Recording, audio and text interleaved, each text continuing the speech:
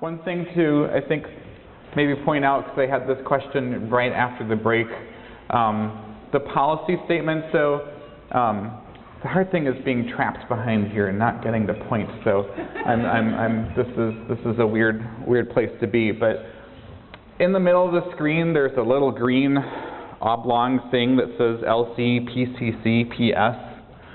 So when I say policy statement, that's what I'm talking about. Within the RDA toolkit, when you are at one of these RDA rules, if there is a policy statement, that little green guy will show up. And you click on it, and it takes you to that particular policy statement where you can see that. So to my knowledge, you do have to have toolkit access to get to it. And like Adam said, that these probably are available somewhere on the Library of Congress website. If it's up today, I don't know.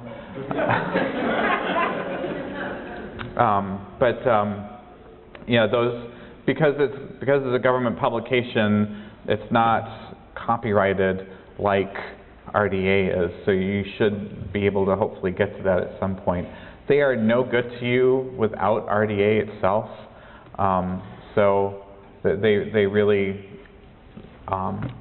don't do much for you except in certain spots without that context, unfortunately. Okay, so we're going to pick up here with language. So the language of the content. Language is an expression element. And usually what you've got on the back of the container is some little grid like you see here. And often if there are special features, the special features may have differences both in sound and in language than you might have with the main feature film. So in this particular case, the first column is for the feature film, and the second one is for the extra stuff, the special features. So that's what's going on there. And so we don't do this any differently than we have done before in the past with our language information. 546 tag for language, and then the soundtrack is in English. The subtitles are in Spanish, optional subtitles in Spanish, English subtitles for the deaf and hard of hearing. So write down what you see, those elements that are there. If some of these things end up being, I'll talk about that on the next slide actually. Also be sure to add the 041. There is coding for that for the different types of language that are going on, whether it is original language, the spoken language, the language of the subtitles, etc. So there's a lot of stuff there to take a look at. Now, a new thing in RDA is this concept of accessibility content. Something that we have been doing all along with video cataloging anyway, but we actually now have a rule that goes with it, which is really nice in RDA. And anything that is about accessibility in some way or other is what you end up recording. So this 546 that you see is the same one that you saw on the previous slide, and the reason that some of the letters are in green there is to make it more difficult to see those, so that the other ones pop out at you, because the ones that are popping out at you, those are accessibility content. So that's what we're talking about here. They go in the same note, right? So we're not separating them out, but what I want to point out here is that language, English subtitles for the deaf and hard of hearing, or as in the other one, closed captioning in English, English for the visually impaired. That's what you're looking for. And what you don't see on this slide, but you do see on the handout, is in the red there, the little television with the tail. That is often an indication of closed captioning. There's a whole bunch, and closed captioning might also be in the white one you see there's a CC. There's a couple different ways that they do that with little symbols. And if you go to OLAC's DVD guide or Nancy Olson's Cataloging Audiovisual Materials, many of those symbols are included in those documents to give you a little idea of what they mean. There is no, alas, there is no like master glossary somewhere for these. I've tried to find something and there's nothing. So I suppose one day we really ought to create one for ourselves so that we have that. Color content. So RDA is written in English and we speak American and we spell American. And if you read the OCLC policy on RDA, so if you just Google RDA policy OCLC, it'll take you right there. The word color is spelled in one way in English, in the entire English world, and then we drop the U in the United States, right? First in stays, according to OCLC. So you in your catalog may decide that you want to change that spelling. That's totally fine. But within OCLC, leave it the way that it appears. Don't waste your time changing spelling like that. But you do want to indicate the presence of color, including black and white. So you would say black and white if the film is in black and white, or sequences of black and white, or if it's in sepia or some other type of thing like that where they tint it. So go ahead and add that. Same for sound. So sound content is a separate element in RDA. So these are these places where, you know, you're used to seeing it in the 300B, right? And we didn't see that when we were doing extent and dimensions because it's here in the expression element. So if there is sound or if there is no sound, you would record that either as sound or as silent. Now, a silent film that has music has sound. So think about that. A silent film that has no sound at all coming out of the speakers, and your speakers aren't broken, that truly is silence, and that would be a case when you would actually record silent. Aspect ratio. Now, why they didn't include this in the video characteristics, I don't know. That seems like a logical place to me, but they didn't. It's its own element. So there's surprise of vocabulary, and that's what you see in the green bullets there in the italics. So if the ratio is less than 1.5 to 1, you want to use the term full screen, 2 words. Widescreen, 2 words for ratios of 1.5 to 1 or greater, and then mixed for ratios with multiple aspects. So if you think about those DVDs where their side A is full screen and side B is widescreen, that would be a mixed. So you could use that on those double-sided ones. What's interesting here, widescreen, RDA tells us to use it as 2 words, but the industry spells it as a single word. So, you know, sometimes you can also add if the aspect ratio appears on the source, you can record it in parentheses after that vocabulary term.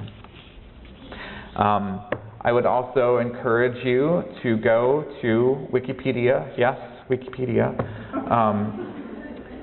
It does a lot of explaining about what aspect ratio is, about what widescreen is, anamorphic widescreen, which is a totally different thing. And there are certain types of widescreen that can only happen on a Blu-ray that you can't do on a DVD or VHS. So it's inherent in the nature of the format, the type of widescreen. And then like letterboxing and pan and scan don't exist on the Blu-ray because of its Blu-rayness. So go and read those, and you will be well educated on what this terminology means. It's actually quite handy. So duration, lots of stuff lots of words here, but essentially duration, record what you see the way that you see it is what we're going to do. It's the playing time, the running time of the feature. Do not include the whole playing time that adds up the special features and things like that. We're only interested in the playing time, the duration for the feature film that's there. And if you've got like a set, like a television series, say, or the first year of a television series, that would be the cumulative running time of all the episodes in that season, for example. So that one would be okay, but for feature films in particular, you want the duration of the film itself and not anything else. The only caveat to recording what you see, if we look at the next slide here, and it doesn't matter what format it comes in, so we can see in the first example, 117 minutes, MIN period, is the way that we abbreviate the word minutes according to RDA. So minute, second, and hour, whether it's singular or plural, never have an S in the abbreviation. So we do use abbreviations for units of time. It's MIN period, HR period, SEC period. However, we can see on our source of information that it's 117 mins, MINS period, 117 minutes. So that would be the only edit that we would do. But otherwise, you should record what you see. So if they do it like 1:30:00, record that. If they say 12 hours, 14 minutes, record that. Just abbreviates the chronology terms, hours, minutes, and seconds. If you can ascertain what it is, even though it's not written on there, go ahead and record it. You don't have to say that you guessed it, you just put it down. If the total playing time is something that you can sort of guess, then you would use the word approximately. So CA, circa, that is gone. We're going to use the word approximately and we will spell it out. And if there's no playing time or running time listed, you don't have anything to record. So you would just leave that element blank. So remember back when we were talking about the statement of responsibility, and I said there were the other people would end up in these 511s and such in the expression area. This is the first part of that. So performers, narrators, and or presenters, these people go in a 511 field, and you can record them in the order in which they are listed. You don't have to alphabetize them or anything like that. Just go ahead and record them the way that you see them. That first indicator 1 in the 511 creates the note cast on a card catalog card when it gets printed. And your OPAC, it may or may not do anything. So think about that as well. And then artistic and or technical credit. So persons, families, corporate bodies that make contributions to the artistic or technical production, but we're not the primary people involved in the artistic or intellectual realization of that particular work. So these are people who do music, who are executive producers. So AACR2 actually had us do this in a very particular way, and we had to do the, what the role was. I think it was the role first, comma, the name of the person, space, semicolon, space, role, comma, name of the person, space, semicolon, space. We don't have that anymore. Our AACR2 also told us to only name these certain types of people. RDA doesn't tell us who or who not to name. So you can add the casting people, and you can add their CSA after their name. Go ahead and do that if you want. Record what you see the way that you see it. There's some nice benefits to that principle of representation, because we don't have to agonize as much anymore over should I or shouldn't I. So that can be very helpful. Award notes. So this is where this is the type of expression element where the MARC format begins to break down for us. So awards, and we like to have awards because people often want to see them, right? But for every manifestation that we get, to go in and keep this the same and keep adding and keep up with it, this is a nightmare. We'd never be able to do that. Do add them if you know them and they serve your population. That's totally valid thing to go ahead and do. There is no best practice or prescribed format for doing these. I have seen where there are multiple 586 fields for each award, or where they do, you know, like here is the Academy Awards, and then they list all of the awards from that particular award program. It varies in how you see it. So do whatever makes the most sense for your patrons and for your display issues. And IMDb is a great place, again, to go for awards. Okay. Before I leave expressions and go into works,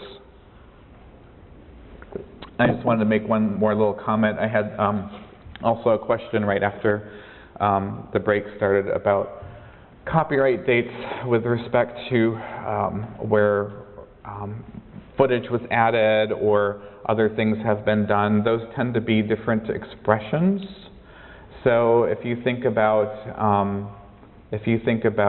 Blade Runner and all of its various director's cuts, for example, those end up being different expressions, and the copyright date that is associated with that expression is the copyright date that you would record.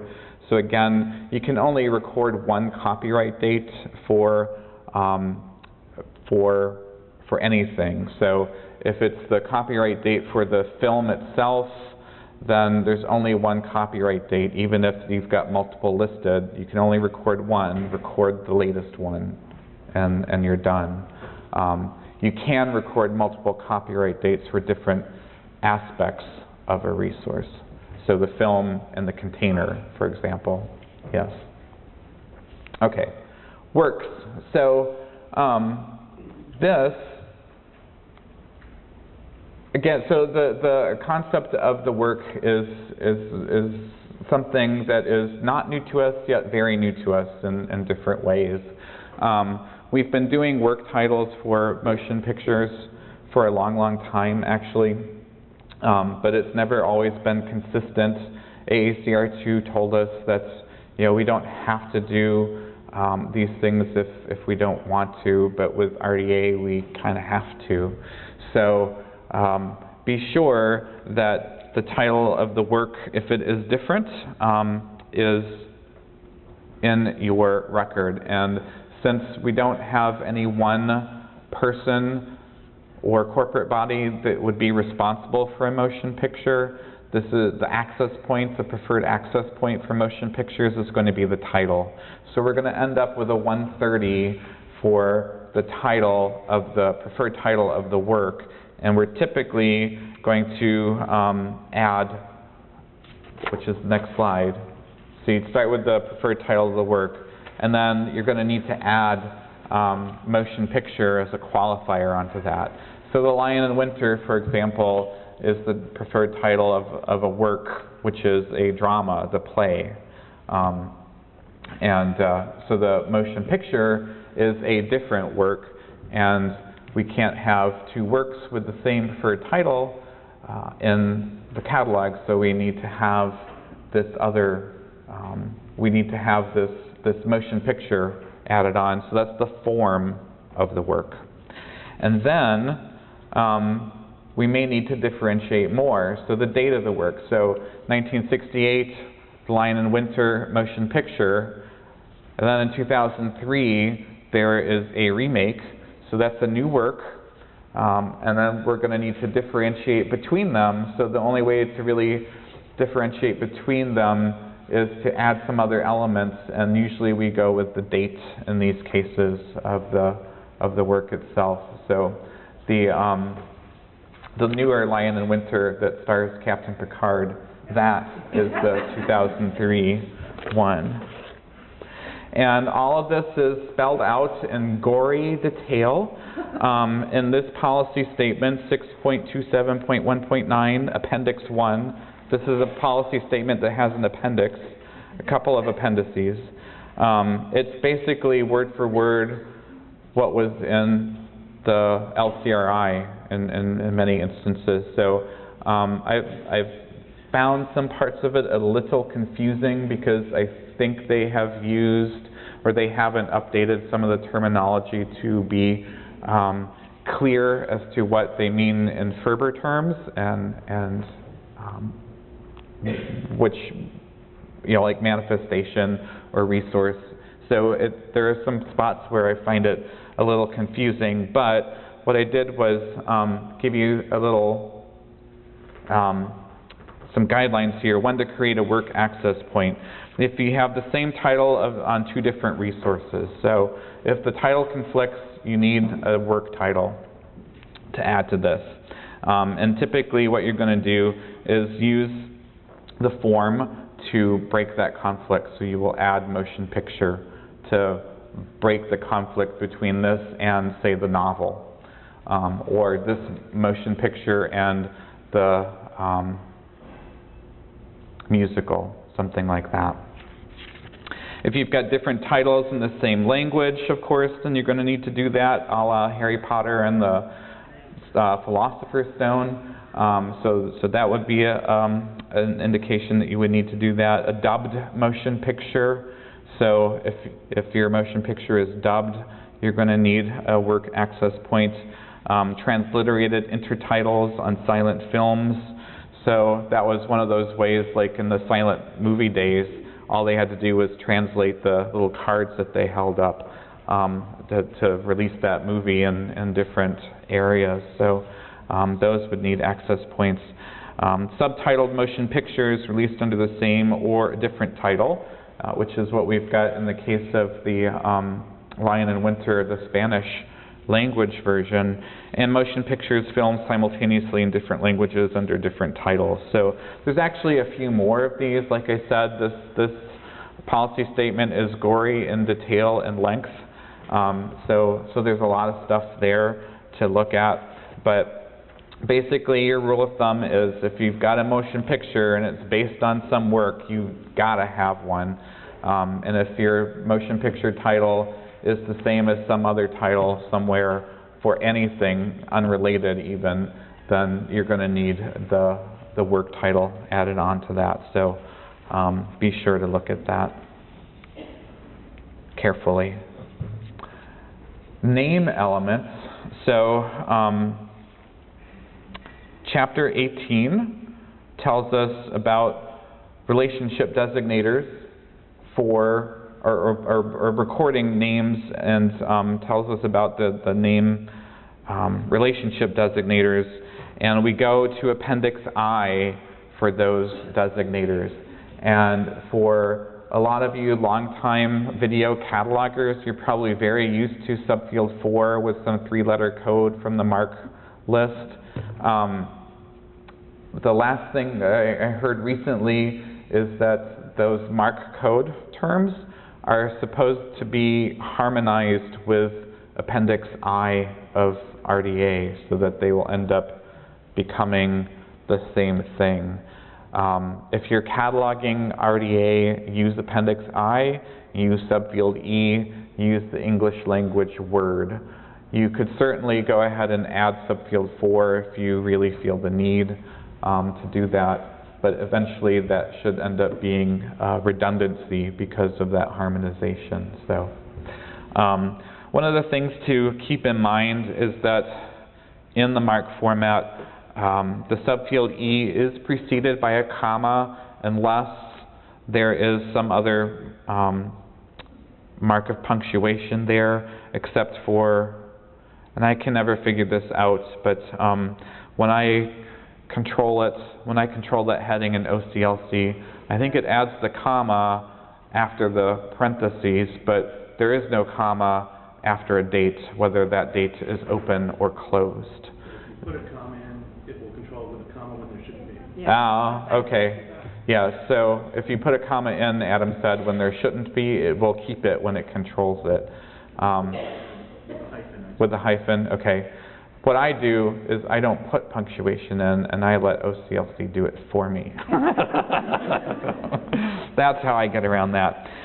You can add multiple subfields E. So if a person had more than one role, then keep adding another subfield E to talk about all those different things that they did. So for example, because this was such a good one, so from the motion picture Hairspray, the musical one, Adam Shankman was the film director, he was the choreographer, and he was the film producer.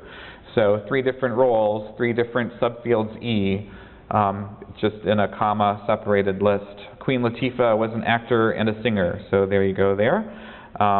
James Goldman was the screenwriter. He wrote the screenplay for The Lion in Winter, so we can add him like that in that 700.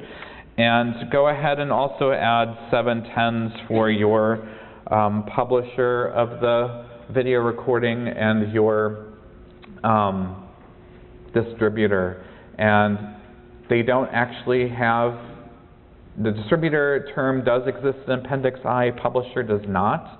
But what the PCC guidelines, that little document that they've got for best practices for these things, what it says is that you can go and use an RDA element name in subfield E when you need to, which is where publisher would come from, or production company.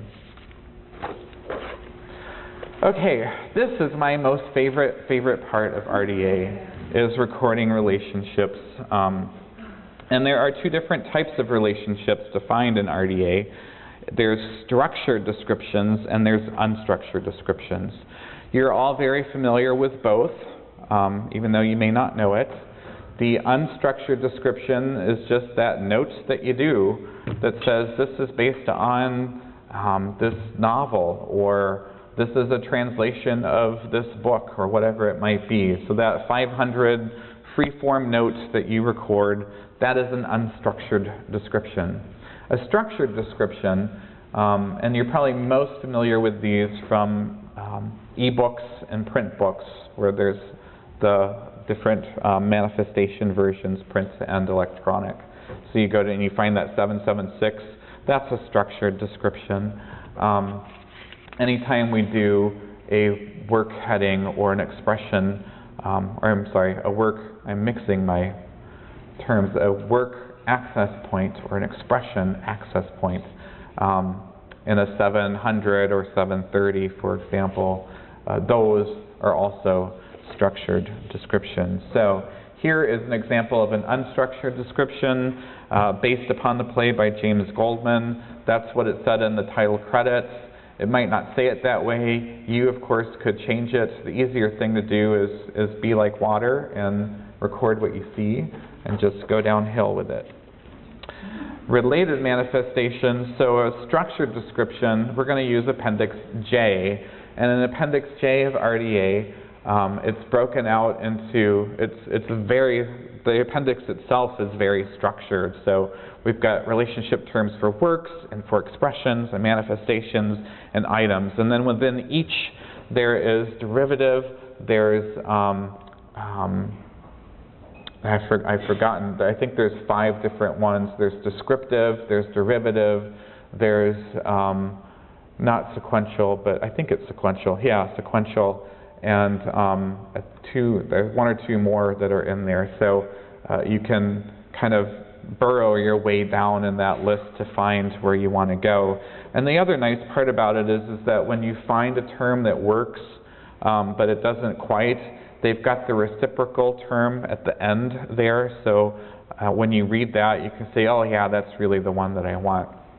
So we've got some examples here. 776 is what you would use for related manifestations, because the 776 is specifically for alternate forms of a resource. So here we've got subfield I, and when you look these up in Appendix J, they're lowercase, they're just the term the way that it is. The policy statement is instructing us to capitalize the first word, and to add that colon that you see there. So capital A also issued as colon. Lion and Winter Motion Picture 25th Anniversary Edition. So this 776 might be on, let's say, a different DVD or VHS that was published before the 25th Anniversary Edition, obviously. Also issued as Lion and Winter Motion Picture, and then Subfield K, Vintage Classics. So that's the series title on it. A dubbed version, Lion and Winter Motion Picture 2003, Spanish. So there we've got some different examples there. And then it goes on. So for related works in the structured description, we would also use, just like we would do for analytical entries or things like that, 700, 710, 711, 730s. Here we've got motion picture adaptation of work, Goldman, James, Lion and Winter. So that would be, the work there would be his drama. Screenplay based on work, Goldman, James, Lion and Winter.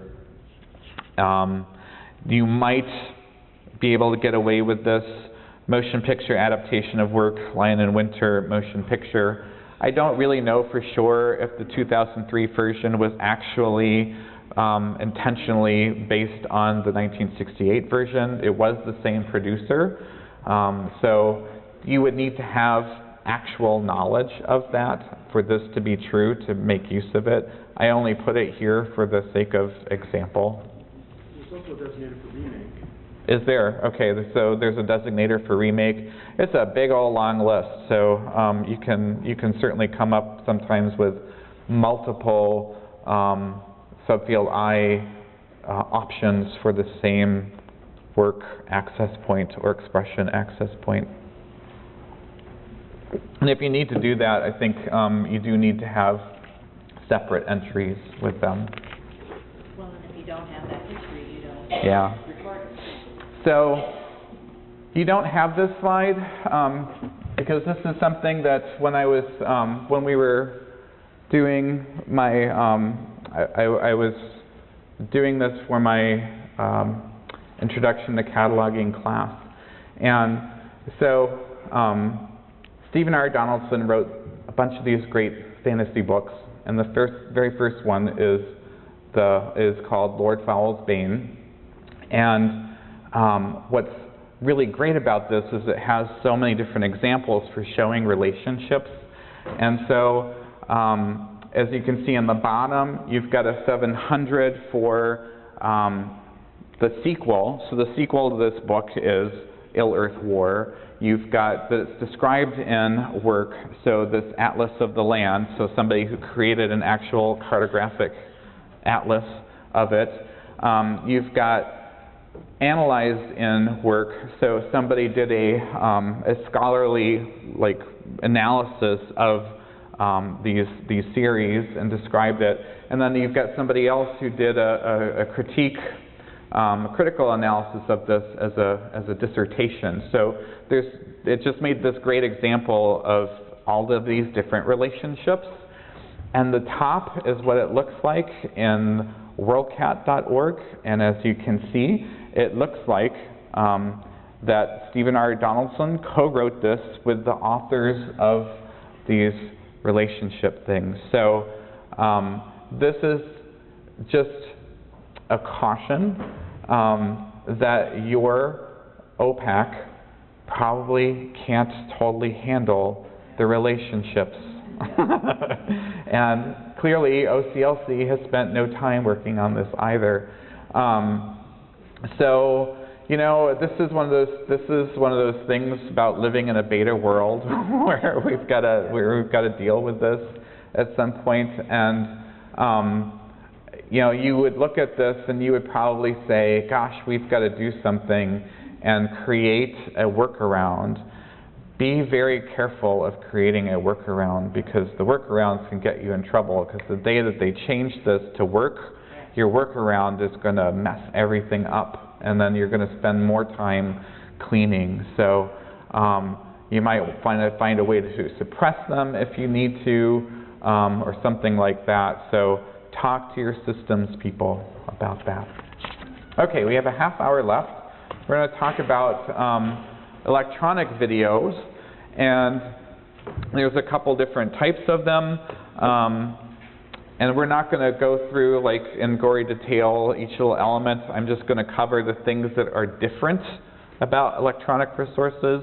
Otherwise, everything is the same. So keep that part in mind. The electronic video recordings could be playaway views. Do any of you guys have those? Couple of hands, yep. Downloadable video and streaming video. So there's a bunch of different types of it out there. And your sources for moving images, again, are title frames or title screens. And if they don't exist, you can use a permanent label or embedded metadata. So the nice part about, except for the even the playaway view, all of these things, if you've got a computer, you should be able to access it. So you should be able to get to the title screens and see this stuff. So you would not need to use any other source of information for your title, for example. So, but if you do need it, you can use embedded metadata. So here's an example from Ambrose's video, The Long Search. So Protestant Spirit USA is the title proper of this episode. The Long Search is actually the series title. And as you can see, on the web page itself, which is the bluish one, it says The Long Search : Protestant Spirit USA. But on our title frame here, it's Protestant Spirit USA. So what our title proper will be when we do this is Protestant Spirit USA, because that's coming from the title frame, which is our preferred source of information. But we can also add an alternate title, 246, and record it the way that we see it there on that page, Long Search Protestant Spirit USA. So with these online resources, you're probably going to end up with actually more variant titles than you would otherwise have on an actual video recording, because whoever the webmaster is can create whatever title they want on those links or on this page or in the title frame, the title metadata that you might see at the top. So your media type is still going to be video. It remains video, so that part is not going to change. However, your carrier type, depending on what you've got, so your playaway view, it doesn't match any carrier that's listed, so you're going to have to go with the term other, super descriptive. That's all you got, other. For anything that is streaming or downloadable, something that you would access through a browser, you're going to use online resource. For your extent, and you'll see that little PCC symbol next to it there. This comes from the provider neutral policy. That's what PN means, provider neutral.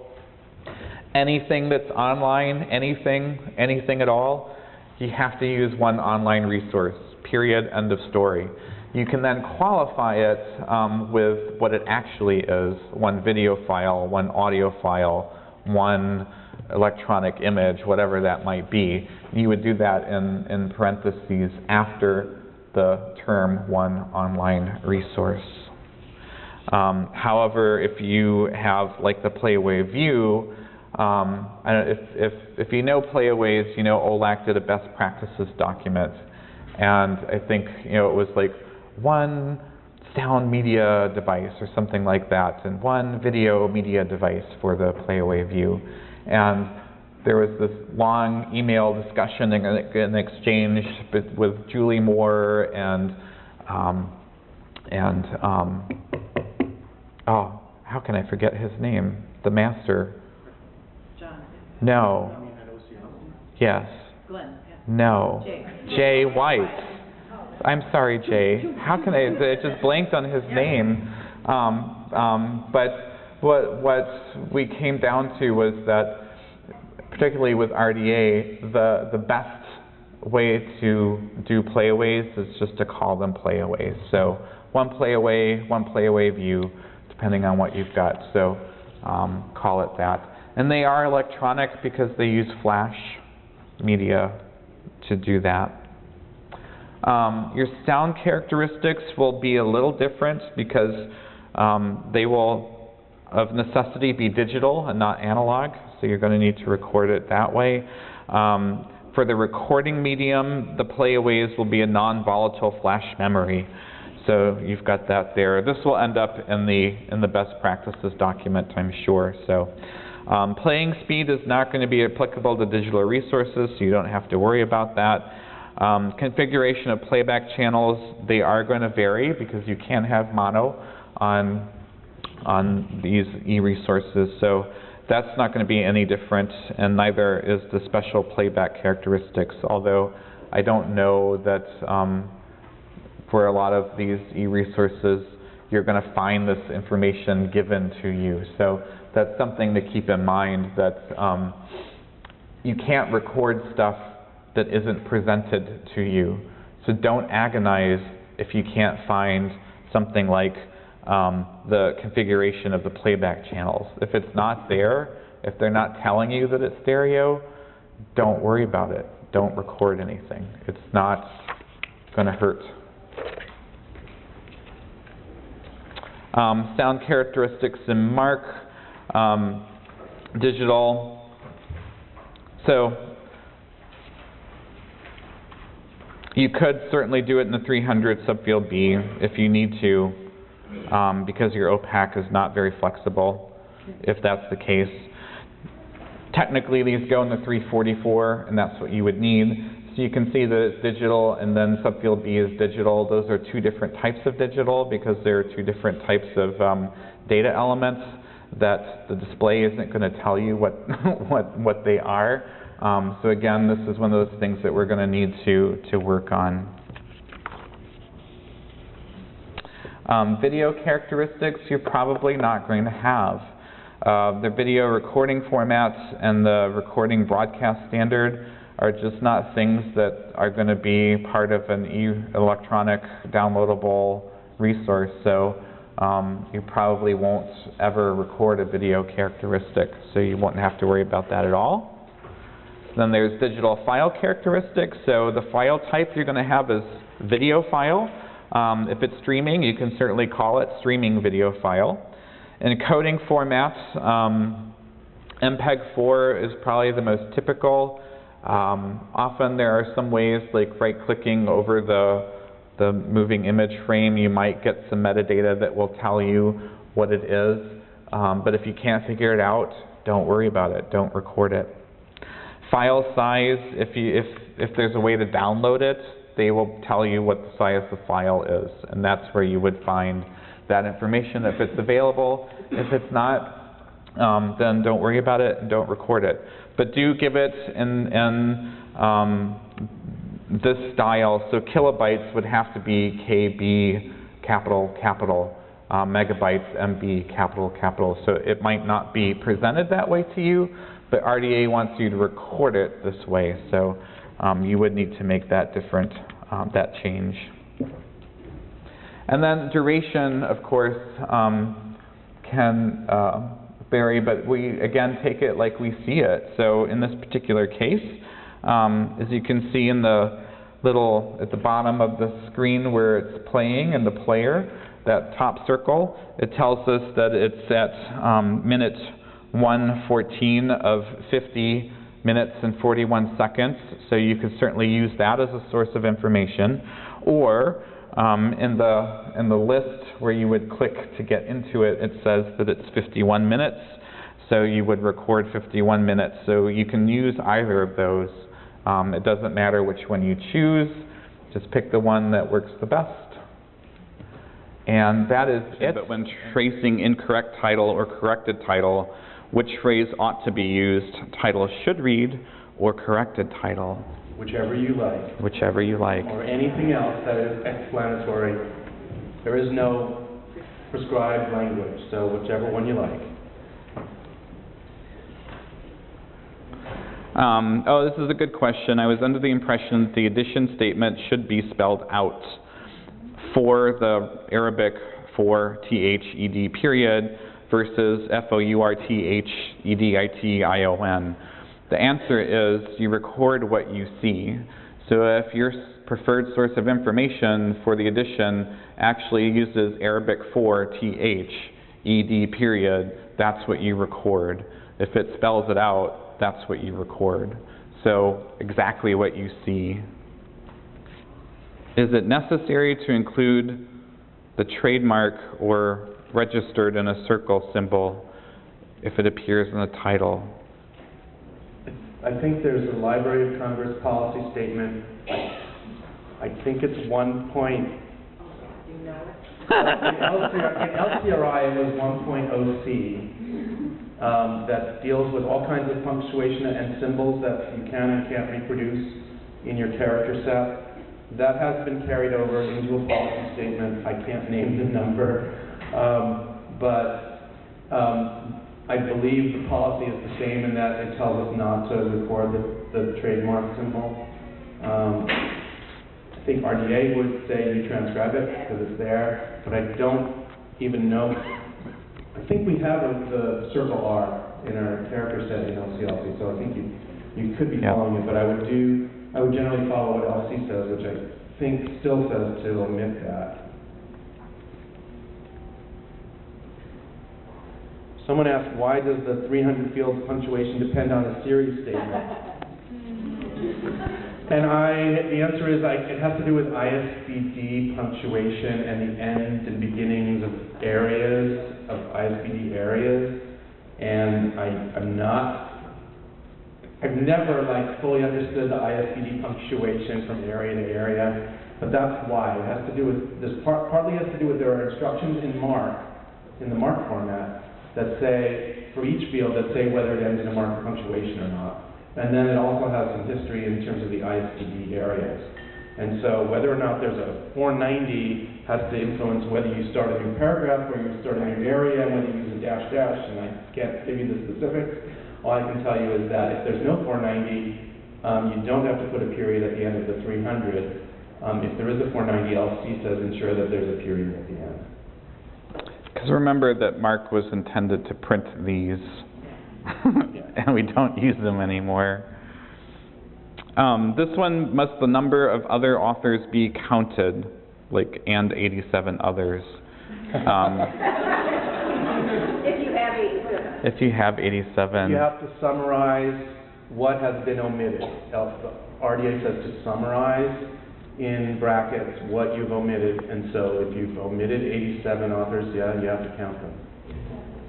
Because you can't say and approximately a few dozen authors. I don't think you can do that. Got another one? Appendix I, film editor versus editor of moving image, I think it is in RDA. Our patrons would not really understand moving image. What's wrong with using film editor? Probably not. You're free to use other vocabulary. There is a preference in RDA for the RDA terminology. The difference is that there are other moving image editors that aren't film. So the editor of a television program or of a video, direct-to-video, they decided not to create separate designators for each of those different type people. They're doing the same thing, editing. So instead of saying television editor and film editor and video editor and streaming editor, they use one term, so they had to use a more generic term. That's the difference between film editor and editor of moving image.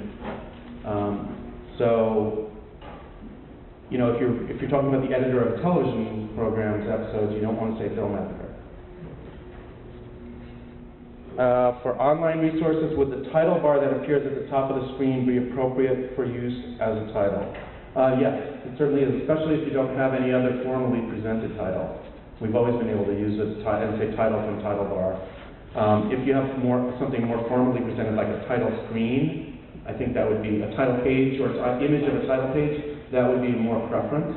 But you certainly, there's a list as we saw, title page or title card or title image, and then it goes down to cover or jacket, and then it goes to masthead and caption, and then masthead, and then down to colophon. And if you have none of those, it says some other source, and that would be where a title bar, I think, would come in.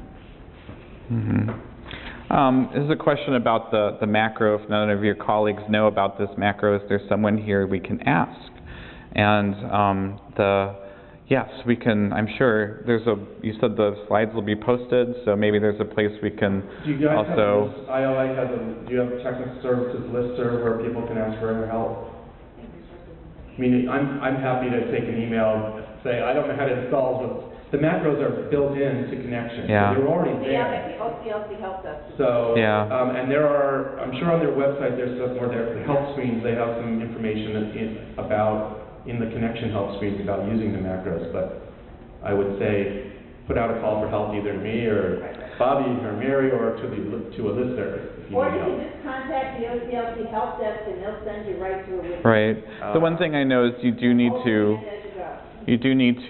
reinstall not reinstall, but save a new copy of that OCLC macro book, because the one that came with originally that macro doesn't totally work.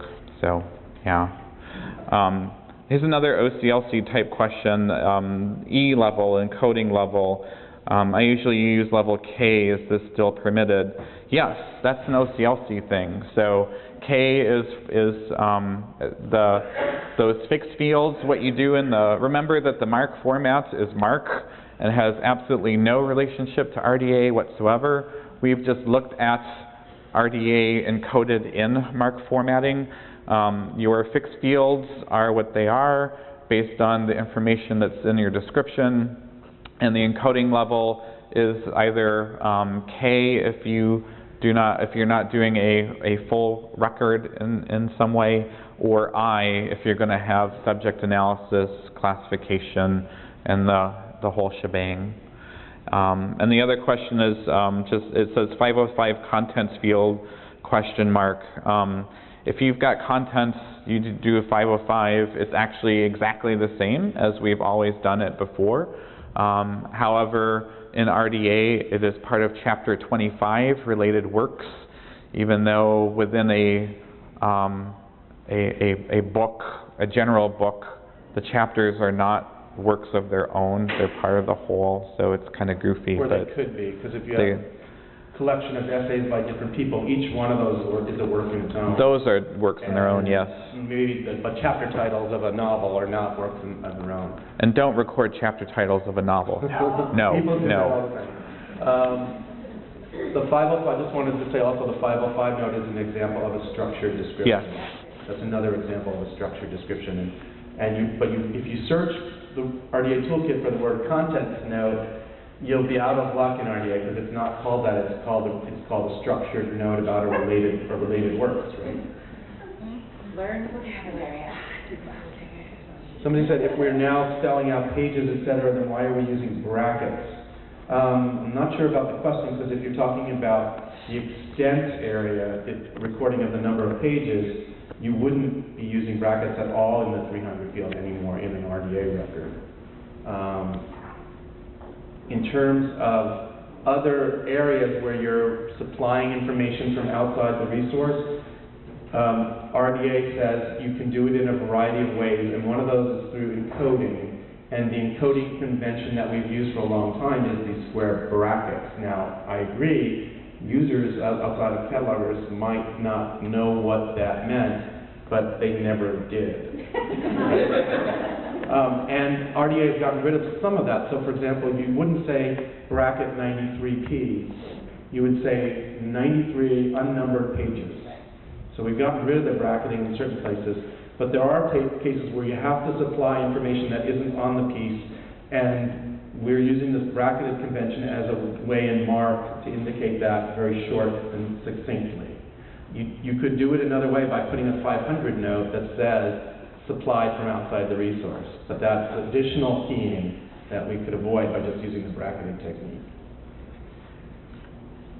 Here's a good one, explain the differences in RDA for 246 indicators. And so in my dyslexic reading, I was trying to figure this out because I keep changing that up for 264, which also has important indicators. But so the 246 for variant titles, the second indicator tells you the source of that variant title.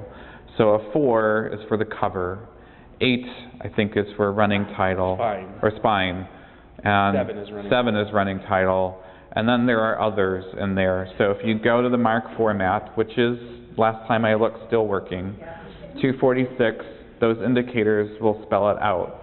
Then, and OCLC bib standards have it as well. The first indicator is useless at this point, I think. There is 1, 2, 3, and 0, 1, 2, 3. So there's 4 of them, 0, 1, 2, 3.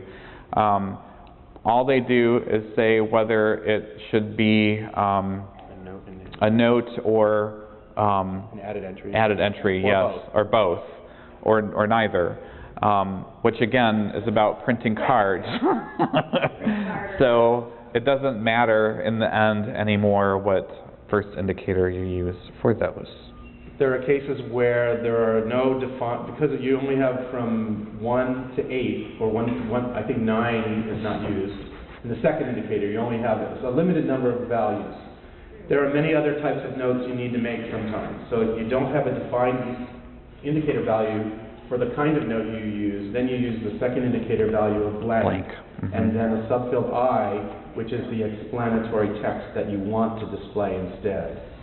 So that's the difference between the 246.1 blank subfield I corrected title colon versus 246.14, which means cover title. So you don't actually have to say cover title. The computer should be able to spit that out in the label in front of the text because that code means something. The operative word is should be able to. There's one for you. Okay. I'm going to give that to you. Yeah, there's longer ones there. We can certainly handle those. Oh, can you only have one subfield 8 in a MARC record, or do you use different numbering to link the fields? You can have as many subfields 8 as are necessary to link things together. The value in your subfield 8, if it's a 1, so you can't have one subfield 8. You've got to have a minimum of 2 because you're linking at least 2 things together, right? So if that subfield 8 contains a 1, then somewhere else there needs to be a subfield 8 with a 1 to link those 2 things together. So all you're doing is creating a relationship that the computer can supposedly understand. But doesn't, Yeah. right, yet. If you can even have subfield 8s in your system. It does work, and if you have MARC holdings that do predictive check-in, for example, they do work there. I do know that in certain systems. So yes, you can have as many subfield 8s as you need to connect things together. It is very seldom, if ever, used, but it is certainly an option that's available to you. It's a real problem when you have multiple works in one thing and you have different subjects applied to the different works, or you have a sound recording, you have different works recorded by different orchestras with different conductors. How do you say this piece was recorded by this orchestra and this pianist, and this piece is, it's really hard to link those together in our records now. There is a way to do it in MARC, but nobody does it. No. I have a question about abbreviations. Is this true, that circa, CA period, is now approximately, the word approximately, in name headings, but it's still CA period in subject headings? And the answer is yes, that's still true. Library of Congress has decided that at the present time, they are not planning to update their subject headings Definitely. that have circa dates in them, like history of history dates and things like that, or events. They're not planning to change those at the present time. So yes, it is true that we'll have a different practice. Do a couple more then. And Okay. Here's a question. Would a reproduction downloaded to paper copy, so if you print the paper, like even print on demand or PDF and you print it, need a 700 field or 7XX for relation to the original work, or just a 776? It's just because that is just a manifestation relationship, I would do a 776 and leave it at that. There would be no need for a relationship to expression or work. The only time I can think of that is if you possibly had a facsimile reproduction, but they added a new title page with a different title, which I think can happen, or reprint, where they reprint the book, but they changed the title. Other than that, it's a reprint. Then you have an issue where you're going to have to name the work on your new manifestation that might be different from what was on the original. The other question on here is, we're told not to worry about video info not given to us, but what about info we are not given but that we can find out, like fast forwarding to the end to find the total length? Is it required, preferred, not mentioned? Actually, RDA does mention it. So the phrase that is used is readily ascertainable, and you can decide what readily ascertainable is. So if it is 4:30 on a Friday afternoon, I would say readily ascertainable means no. So make your decision there on how that would work. But you would know you're not required to fast forward to the end and see what the time marker is and do approximately. But you certainly could if you wanted to. I have a question for Greek letters often used in medical titles, for example, beta or alpha. And there is no ability to type the character. How is it represented? Basically, RDA has an instruction on that if you have, and it will tell you to put in brackets the name of the thing that you're trying to record. And there's also an LCRI that's carried over into a policy statement that has elaborate information showing what to do, and it's basically the same in many cases. I remember my favorite one is the title that has POE and then a picture of a tree. So it's meant to be read as poetry. Oh, that's awesome. All you have on the title page is actually like a pine tree, POE, and then a tree. And so they give you instructions on what to do because you can't reproduce the tree in your record. I don't remember the answer. I don't remember if it's I think it's TRY, but then you make a note that says, quote, TRI appears as the image of a tree. So I think with the Greek letters, you replace them with their English spelled out form, but there is a policy statement that specifically addresses Greek characters and special symbols and all sorts of that. So look for that in the policy statements. And I wish I could tell you the number off the top of my head, but I can't. It's 4:30 on a Friday.